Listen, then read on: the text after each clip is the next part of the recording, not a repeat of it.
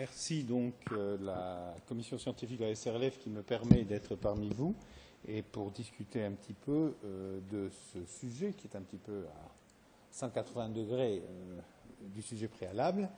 Alors effectivement, quand on regarde l'épidémiologie des insuffisances rénales aiguës en réanimation, on se rend compte, et celles qui sont sévères, hein, les AKIN 3, on se rend compte effectivement que l'existence d'un médicament néphrotoxique est associée, il n'est pas forcément le seul en cause, dans à peu près 20% des patients, présent chez 20% des patients dans l'histoire qui précède l'insuffisance rénale aiguë. Donc c'est manifestement un événement qui n'est sûrement pas, je dirais, neutre.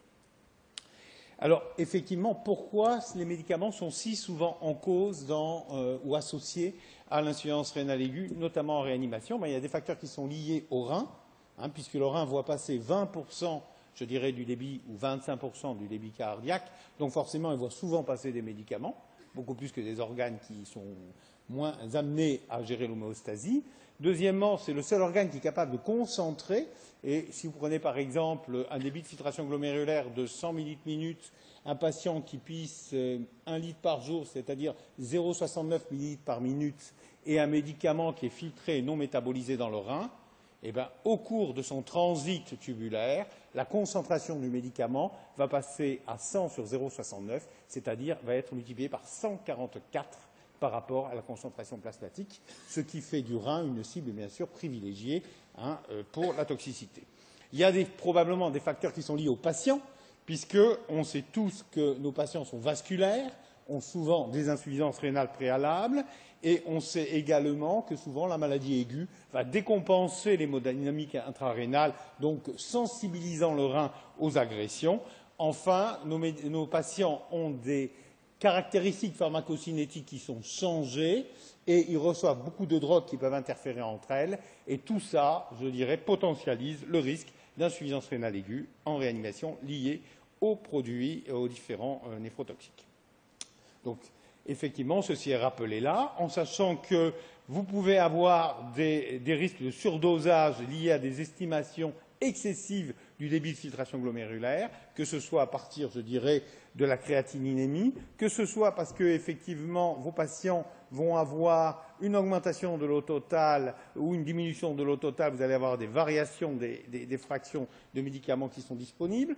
L'albumine, sur laquelle se trouvent certains médicaments, est souvent abaissée et donc la fraction libre augmente. Les métabolismes sont altérés. Il y a des interactions entre les drogues entre elles. Il y a effectivement ce que je vous ai dit, le fait que très souvent on a une compromission de l'hémodynamique intrarénale.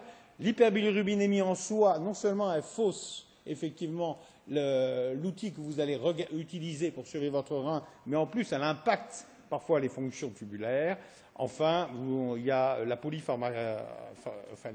polymédication et enfin l'administration répétée prolongée de ces néphrotoxiques. Tout ça est à garder en mémoire et je pense que pour tous les patients, tout patient est un insuffisant rénal aigu qui s'ignore en réanimation. Moi, ce serait plutôt ça mon message, plutôt que les classifications.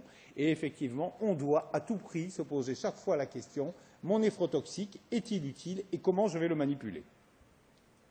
Alors, il y a effectivement des médicaments, comme l'a dit très bien Christophe dans son intervention, qui vont faire croire à tort à une augmentation de la créatininémie, alors qu'en fait, ils vont simplement, je dirais, témoigner que la sécrétion tubulaire va être altérée. Et vous savez que la sécrétion tubulaire de la créatinine est un élément important dans la créatininurie et sa fraction augmente quand le débit de filtration glomérulaire diminue, ce qui fait qu'effectivement, plus vous allez avoir une baisse du débit de filtration glomérulaire, plus cette sécrétion peut être importante et plus effectivement vous pouvez perdre à partir de la créatininémie un certain reflet du DFG. Ces médicaments rétablissent une certaine vérité, puisque en bloquant effectivement la sécrétion tubulaire de la créatinine, ils permettent à la créatininurie de récupérer, je dirais, sa véritable valeur de filtration glomérulaire. Alors, quand on regarde effectivement un néphron isolé, on voit que les médicaments vont pouvoir attaquer le rein. Je suis désolé, il n'y a pas de flèche là non plus. Si, oui, il y en a une, mais pas pratique.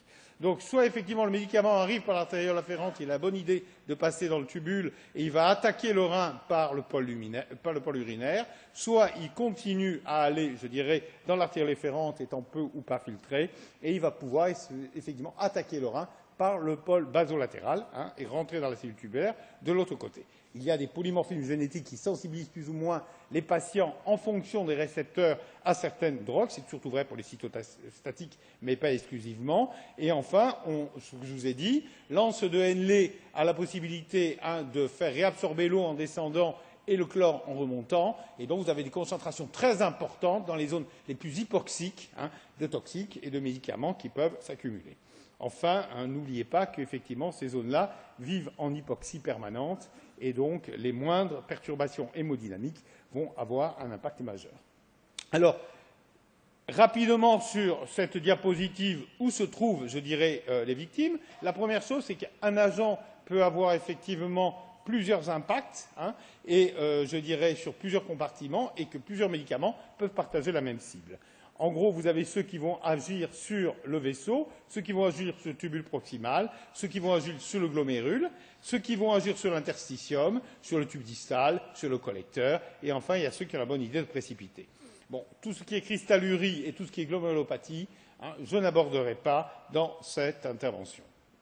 Alors, rapidement, pour vous rappeler effectivement que le contrôle vasomoteur de l'artériole afférente et de l'artériole efférente conditionne effectivement. Qu'est-ce qui s'est passé?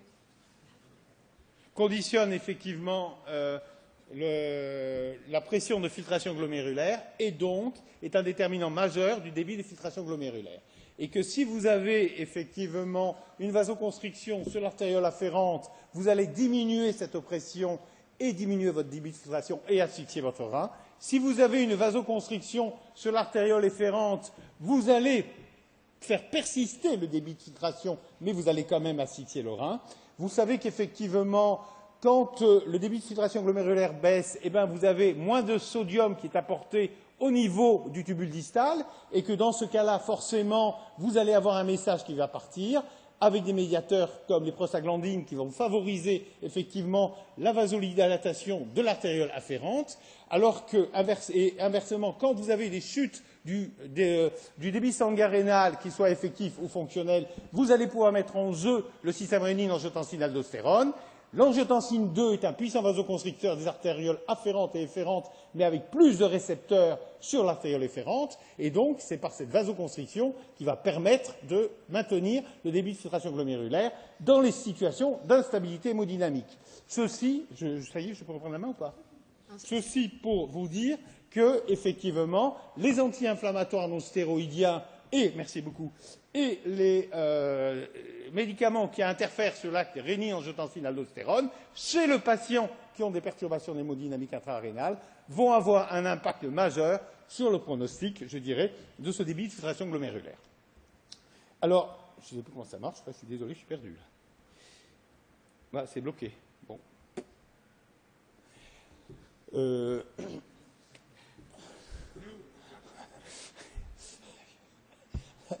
Excusez-moi. On a appelé l'assistance technique. Bon, je vais essayer de continuer pour pas qu'on perde pas de temps. Donc, je vais essayer, dans un premier temps, de vous parler effectivement des néphropathies aux produits de contraste. Dans les produits de contraste iodés, effectivement, ils sont associés à l'émergence, à une incidence élevée d'insuffisance rénale aiguë, qui est d'autant plus importante que les patients vont avoir effectivement une insuffisance rénale préalable ou des maladies vasculaires. Classiquement, vous savez que les définitions sont un peu différentes de celles qu'on utilise d'habitude. Moi, je vous conseille quand même de garder les classifications CADIGO que vous ont présentées Christophe. Alors, dans ce travail néanmoins, qui a été fait par nos amis de Poitiers, je crois, clairement, on n'arrive pas à identifier dans une étude en propensity score que l'exposition aux produits de contraste puisse être associée à un surcroît d'insuffisance rénale aiguë. Le message n'est pas on peut faire du produit de contraste à n'importe qui dans n'importe quelle condition. Le message est probablement que chez nos patients, il y a tellement de cofacteurs associés que même les analyses multivariées peuvent avoir du mal à identifier la part d'insuffisance rénale aiguë qui est reliée au produit de contraste. D'ailleurs, Christophe, qui est dans la salle, je crois, lui, avait trouvé des résultats très différents sur la base d'Outcome-REA, si j'ai bonne mémoire. Alors, les produits de contraste, un mot important, ce qu'on vous appelle un produit hyperosmolaire, c'est un produit qui est à 5 ou 6 fois l'osmolalité du plasma, et un produit hypo, il est quand même à 3 fois l'osmolalité du plasma. Personne ne mettrait ça de façon durable et continue sur une voie veineuse périphérique. Donc pensez-y. Quant aux produits iso-osmolaires, ils ne sont pas si anodins que ça, parce qu'ils sont souvent très visqueux, et cette viscosité nécessite paradoxalement de les rendre parfois des produits qui sont dits low-osmolaires sont moins néphrotoxiques dans certaines situations que les iso-osmolaires, parce qu'ils sont moins visqueux et qui permettent d'obtenir une drague tubulaire. La demi-vie de ces produits de contraste, elle est variable en fonction de l'atteinte rénale. Manifestement, le mécanisme de l'insuffisance rénale aiguë liée aux produits de contraste, il est mixte. D'une part, il y a une hypoxie rénale par une vasoconstriction sur l'artériole afférente, et d'autre part, il y a une lésion tubulaire qui peut effectivement être associée, tubulaire qui va être due soit à une néphrose osmotique, des lésions vasculaires qui vont être majorées par la diurèse osmotique, et enfin, il y a le problème de la viscosité. Ce qui est très original dans la vasoconstriction liée aux produits de contraste iodés, c'est que la vasoconstriction afférente diminue le débit de filtration glomérulaire, mais contrairement aux autres vasoconstricteurs, n'augmente pas la fraction filtrée, parce que la pression hydrostatique intratubulaire va augmenter du fait de l'osmolalité du produit et bloquer donc cette fraction de filtration.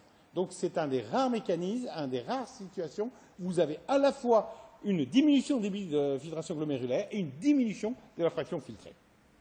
Les facteurs de risque, les facteurs liés au patient, vous les connaissez, vous ne pouvez pas les changer. La seule chose que vous pouvez changer, c'est éventuellement de bien poser votre indication. Mon message serait presque paradoxal. Faites attention à ne pas faire perdre de chance à un patient qui a besoin d'un examen iodé pour avoir un diagnostic et un traitement précoce. Il faut lui faire son examen iodé parce qu'il y a plus de perte de chance probablement à différer l'examen qui sera fait 24 heures après avec un retard diagnostic. Un patient, ce qu'il faut, c'est poser l'indication. Il a ou il n'a pas besoin, j'ai ou pas des alternatives, parce qu'effectivement le gadolinium induit l'insuffisance rénale aiguë, mais dans un taux infiniment moins important. Si je n'en ai pas et que le patient a besoin d'un examen iodé, quelle que soit la situation, il faut lui faire. Si ça doit donner un diagnostic avec une stratégie thérapeutique. La prévention, alors là, si vous voulez, c'est la boîte de Pandore. Vous avez tout ça qui est affiché, une petite croix à côté des statines, parce qu'il y a un certain nombre d'études et de méta-analyses qui laissent suggérer que peut-être les statines seraient associées, en dehors de la réanimation, toutes ces études sont faites en dehors de la réanimation, à un meilleur pronostic rénal en termes d'occurrence de l'insuffisance rénale aiguë. Le seul traitement qui a démontré son efficacité, c'est l'hydratation, avec effectivement un soluté isotonique de chlorure de sodium. Les recommandations depuis une dizaine d'années n'ont pas changé. Vous avez tous vu probablement passer ce travail dans le Lancet l'an dernier, qui guidait le remplissage par les cristalloïdes sur les pressions de remplissage gauche.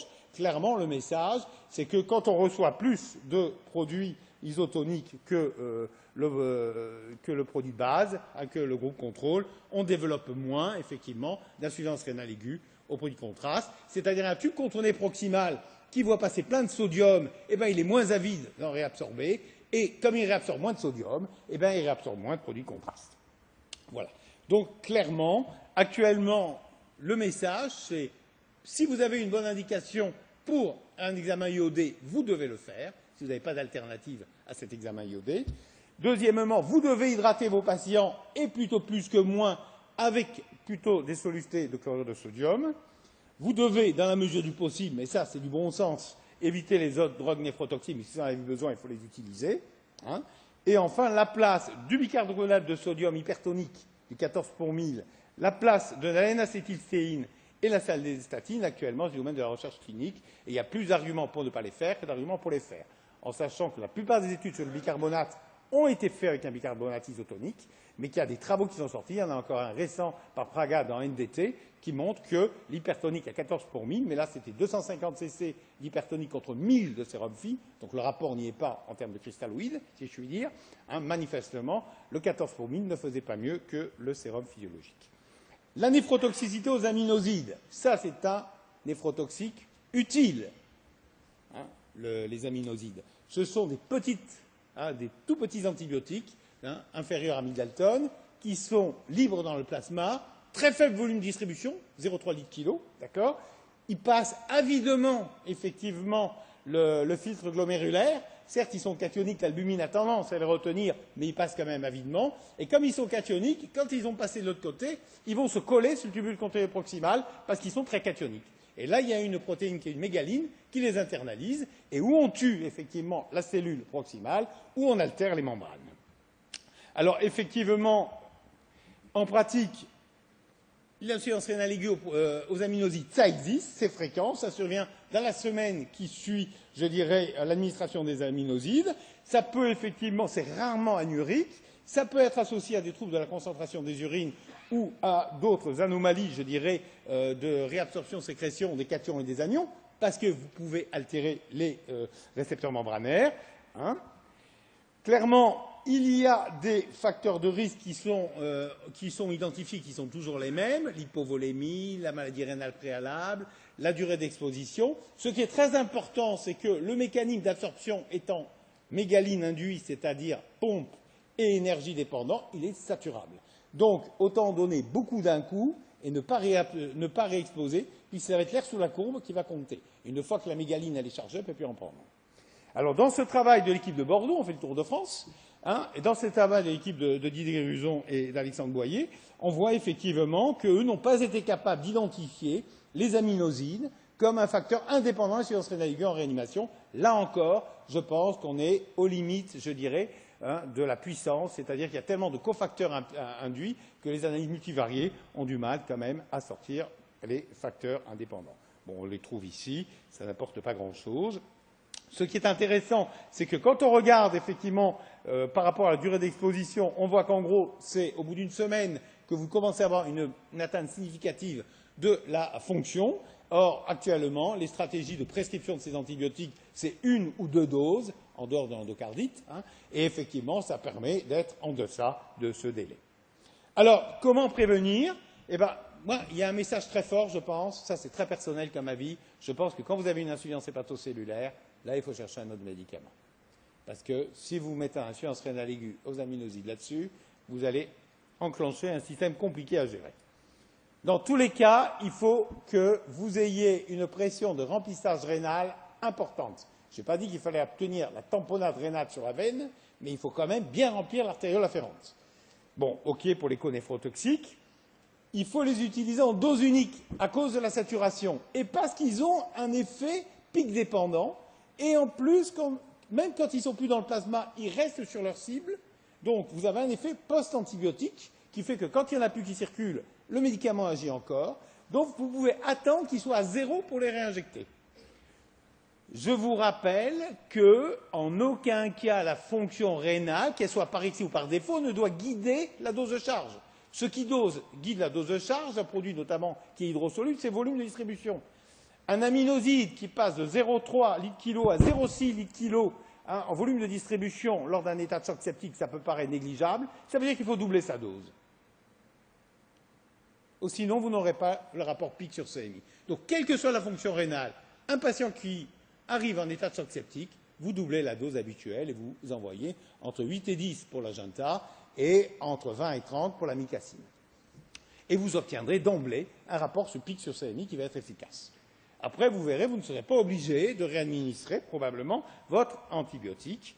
Vous devez faire des traitements courts. Je vous rappelle que la réadministration, si vous la faites, elle ne tient pas compte de la fonction rénale, c'est l'intervalle. Mais qu'inversement, la réadministration, la dose, elle doit se faire en fonction de ce volume de distribution. Et si vous avez contrôlé votre balance des fluides, vous ne devez plus, effectivement, réadministrer une dose qui soit augmentée par rapport à ce volume de distribution. La néphrotoxicité de la vancomycine, bon, ça c'est un débat très animé, si je puis dire. Manifestement, quand on regarde effectivement les études anciennes, on voit qu'elle est peu ou pas néphrotoxique aux doses où elle était utilisée auparavant, ou en tout cas, je dirais, avec des caractéristiques de réinjection qui se faisaient sur des taux résiduels qui étaient inférieurs à 10. Manifestement, les recommandations récentes qui sont, avec l'émergence des germes résistants, d'utiliser effectivement des vallées qui soient autour de 15, incitent effectivement à augmenter les posologies, et on a l'impression qu'il existe effectivement actuellement une incidence des insuffisances rénales associées à l'exposition aux glycopeptides qui est plus importante. Et dans tous les papiers, on voit que le fait d'avoir une vallée supérieure à 15 est associé à un plus grand risque d'insuffisance rénale aiguë. Dans ce travail récent, on voit également effectivement que la perfusion continue serait relativement protectrice et effectivement, on voit là aussi que la durée du traitement et que effectivement les vallées de réinjection ou les taux continus de réinjection sont un élément déterminant du pronostic rénal. Le message, c'est que si, pour des raisons de pharmacocinétique et de pharmacodynamie, vous devez monter vos vallées résiduelles au-delà de 20, peut-être qu'il faut changer d'anticoaxiagramme positif. Teicoplanin contre vancomycine, beaucoup d'arguments sont pour la teicoplanin, mais les pratiques, je dirais, ne sont pas en réanimation, on a peu d'expérience en fait. La colimycine, c'est un petit enfant, je dirais, c'est un petit cation comme les aminosides. Ce que je vous ai dit pour les aminosides s'applique parfaitement à la colimycine, sauf que la CMI est à 2. La CMI critique est à 2, et que pour atteindre 2, il faut en mettre. Et en mettre, c'est au moins 9 à 12 millions de doses de charge, et 9 millions 2 fois par jour. Deuxièmement, effectivement, vous avez manifestement une incidence presque linéaire d'insuffisance rénale en fonction de la dose et en fonction de la durée. Vous voyez effectivement qu'en gros, si vous faites ce que je vous dis, vous en mettez pour 10 jours, vous avez 50% d'insuffisance rénale. Cette insuffisance rénale, elle sera résolutive dans la plupart des cas, et cette insuffisance rénale, effectivement, manifestement, on peut difficilement, je dirais, l'écarter, elle est difficile à contrôler. C'est un choix de médication, généralement c'est des stratégies d'antibiotiques particulières. Récemment, il semblerait qu'effectivement la polymyxine B induirait moins que la polymyxine E, je dirais, d'insuffisance rénale aiguë. Tout ceci est à confirmer. L'amphotéricine B. L'amphotéricine B, donc, c'est un antibiotique, un polyène, qui va rentrer, donc, qui va attaquer l'ergostérol des champignons, et effectivement à faire exploser la membrane de ces champignons. Malheureusement, d'ergostérol à cholestérol, il y a quelques lettres qui changent, et de temps en temps, l'antibiotique se trompe et le polyène va aller se marier avec la membrane tubulaire. Donc, les effets secondaires, effectivement, de ce polyène, il y a des effets vasomoteurs sur l'artériole afférente, vous le voyez ici, et puis vous avez l'effet tubulaire avec effectivement des desquamations, des chutes. Ça, c'est les mitochondries, on n'a pas besoin d'en faire plus les techniques pour voir qu'elles sont pas tout à fait normales.